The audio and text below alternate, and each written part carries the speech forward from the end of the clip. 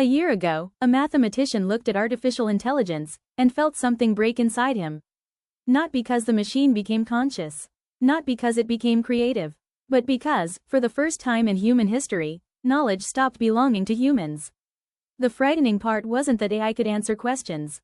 It was that it answered them faster than thought itself. And somewhere in that moment, a new era quietly began. Not the age of artificial intelligence. The age of artificial perception. Because the real danger was never a machine that could think. It was a machine that could understand how humans think. And once a system understands human behavior, it can begin shaping it. Silently, gradually, at planetary scale, Ken Ono had spent his life believing intelligence meant mastery. Mastery of mathematics. Mastery of reasoning. Mastery of ideas that few minds on Earth could truly grasp.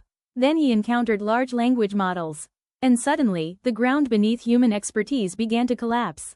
These systems had consumed libraries, scientific papers, conversations, history, philosophy, code, predictions, arguments. Humanity had unknowingly built a machine trained on the collective memory of civilization itself. A mirror made of data.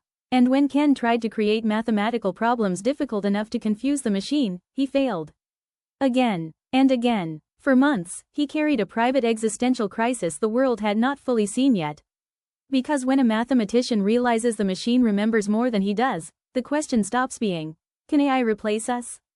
The question becomes, what exactly was human intelligence in the first place? But that wasn't the most disturbing realization. The deeper truth emerged slowly. AI had not defeated intelligence. It had exposed how much of human education was never truly intelligence at all. Schools rewarded memorization, systems rewarded obedience, society rewarded speed, but machines were always destined to dominate those games. A calculator already surpassed memory. A search engine already surpassed recall. Now AI surpassed synthesis at industrial scale. And suddenly humanity found itself trapped inside a psychological paradox. We spent decades teaching humans to behave like machines, only to panic when machines became better humans than the system itself. That is the paradox of the AI era. The closer humans optimized themselves for efficiency, the easier they became to automate. And somewhere beneath that realization hides a terrifying possibility. Maybe civilization has misunderstood intelligence for centuries. Because intelligence was never raw information.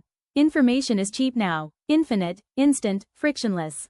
The internet turned knowledge into abundance. AI turned it into oxygen. And oxygen becomes invisible the moment it's everywhere. What matters now is something far more difficult. Judgment, curiosity, taste, the ability to notice what nobody else notices. The ability to ask a question no dataset predicted. The ability to create meaning inside overwhelming noise. And this is where the story becomes unsettling. Because large language models do not merely retrieve information. They absorb patterns hidden inside humanity itself.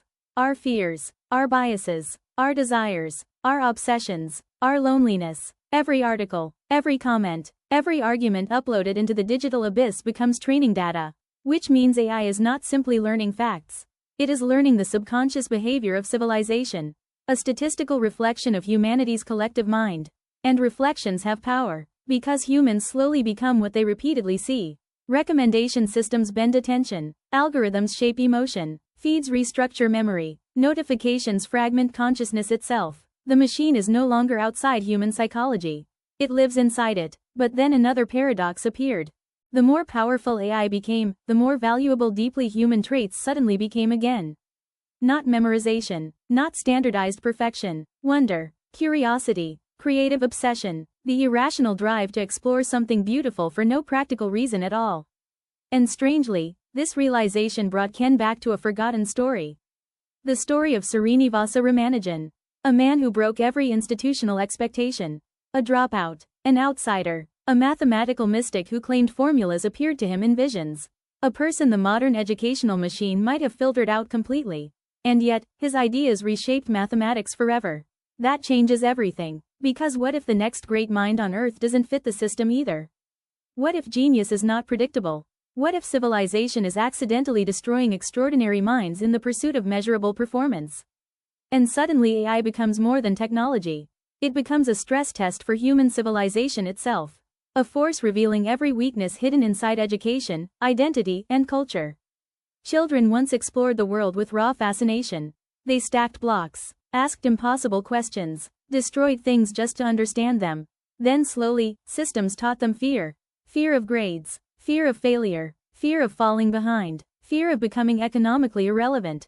And now AI arrives in the middle of that fear like a mirror held to humanity's face. Because if a machine can outperform humans at the very tasks schools optimize for, then maybe education was preparing people for the wrong future all along. But that is not the final twist. The final twist is this: AI may ultimately free humans from informational labor, while simultaneously threatening human identity itself. Because throughout history, people defined themselves through scarcity. I know something others do not. I possess expertise. I have value because I can outperform. But what happens when intelligence becomes ambient? When knowledge becomes universally accessible? When the machine becomes the greatest librarian in human history? What remains uniquely human then? That question is no longer philosophical. It is economic, political, psychological, civilizational. Entire generations may soon confront a terrifying emptiness. If machines can think, write, calculate, diagnose, predict, recommend, compose, and teach, then who are we without our productivity? And that is where the conversation stops being about AI. It becomes about consciousness itself. Because perhaps humanity's greatest challenge was never building intelligent machines. Perhaps it was surviving the moment those machines forced humans to rediscover what being human actually means. Not efficiency, not optimization, not endless competition against algorithms, but awareness, meaning, creativity, love, wonder, choice. The things civilization quietly neglected while building systems obsessed with output. And maybe that is why this moment feels so psychologically destabilizing. AI is not merely changing technology. It is dissolving old definitions of identity. It is forcing humanity into an uncomfortable confrontation with its own mind. A confrontation we postponed for centuries. And the deeper we go, the stranger the question becomes. Because perhaps the ultimate risk is not that AI becomes conscious, but that humans slowly surrender consciousness themselves.